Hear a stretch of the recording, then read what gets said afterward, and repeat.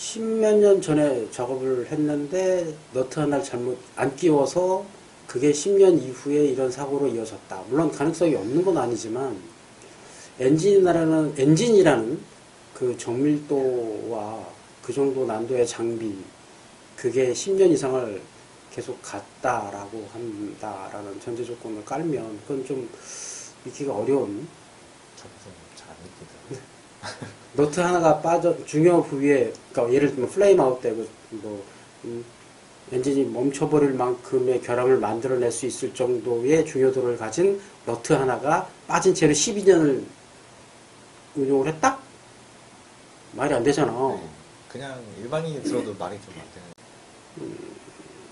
보통 그 미국산 장비에서는 PSI 단위를 많이 쓰고 유럽산 장비는 바를 많이 쓰거든.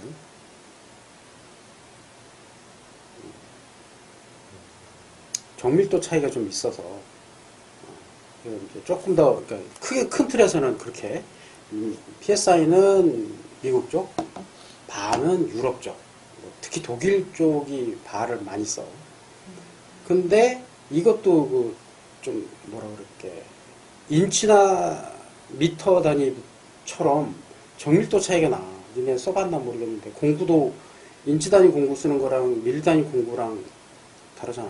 미터 단위가 더 밀리미터 단위 쓰기 때문에 조금 더 정밀하지. 내가 정비할 때는 주로 많이 썼던 게 인치 단위 공구였고 밀리 단위도 썼어. 난 두 가지를 다 썼어. 그러니까 예를 들면 뭐 캘리퍼스, 번역 캘리퍼스 같은 경우도 큰 사이즈를 측정할 때는 인치 단위 쓰지만 정밀한 거 가면 밀리 단위 쓸 수밖에 없단 말이지.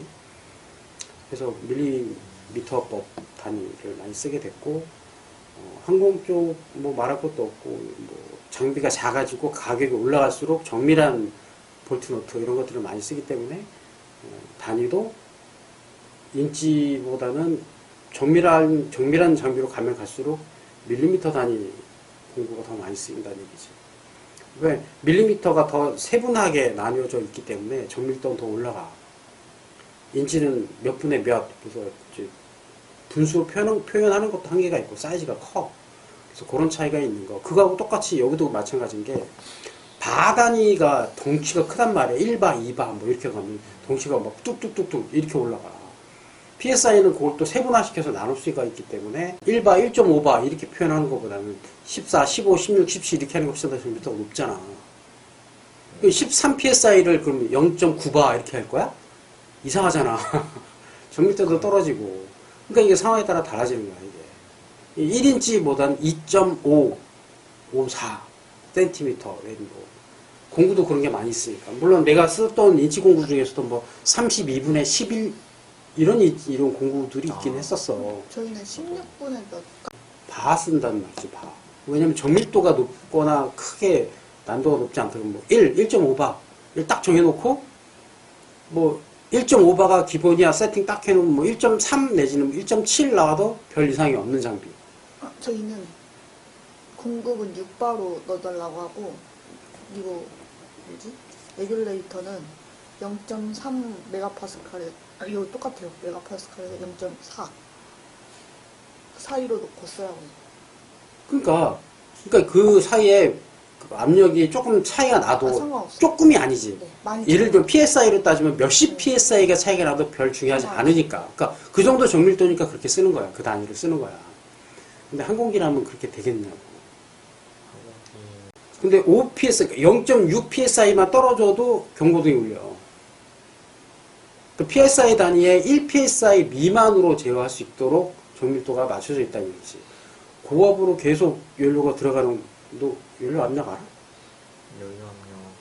그럼 3바 미만으로 내려가면은 그 6바로 집어넣어서 3바까지 쓴다니까 3바 차이 나는 거고, 그거는 PSI로 따지면은 거의 뭐 50 PSI 차이란 말이야. 근데 이제 그 조금 한 컴프레셔로 여러 개를 동작을, 그 장비를 구현을 하면 이제 저희 쪽 공급이 딸리면 알람이 뜨거나 아니면 품질 불량이 떠요. 그러면 중간에 그 어큐뮬레이터나 압력을 저장해 줄 수 있는 시스템이 그쵸. 그거 저희 장비는 없고 그 시스템 업체 그쪽 고객 그것도 똑같은 장비인데도 어떤 정도의 퀄리티를 만들어내느냐에 따라 압력 차이를 조절을 하잖아. 근데 이제 항공기를 넘어서 우주선이다. 그러면 이건 0점 단위의 PSI 단위까지 맞추지 않으면 어려워진다는 거야. 항공기로 따지면 이게 비근한 얘가 이거야. 니네가 여객기 같은 거 타고 다닐 때 고고도 올라갔을 때 갑자기 귀가 멍해지는 이런 느낌. 그게 그 캐빈 프레셔 조절이 안 돼서 나타나는 현상이란 말이야.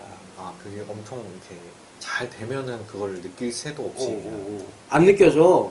새 비행기 그리고 정비가 잘 된 비행기는 느껴지지 않아 사람이. 낡은 비행기가 잘 안 된 거 그런 탔구나. 아, 14에서 14.7 psi 사이에서 조절을 해줘야 되거든. 근데 예를 들어서 14 미만으로 떨어지면 이상이 이제 느껴지기 시작해. 예민한 사람들은 바로 멍해져. 이게 둔한 사람들은 14 미만에서도 좀 견디긴 하는데 느껴진다고 바로. 그럼 갑자기 이제 귀가 멍해지고 소리도 잘 안 들리고 이런 상황이 벌어지는 거죠. 그럼 봐봐. 그럼 0.1 psi 뭐 0.1까지는 아니죠. 뭐. 그러니까 1 psi, 14 psi, 14 플러스 마이너스 1이라고 쳐. 그러면.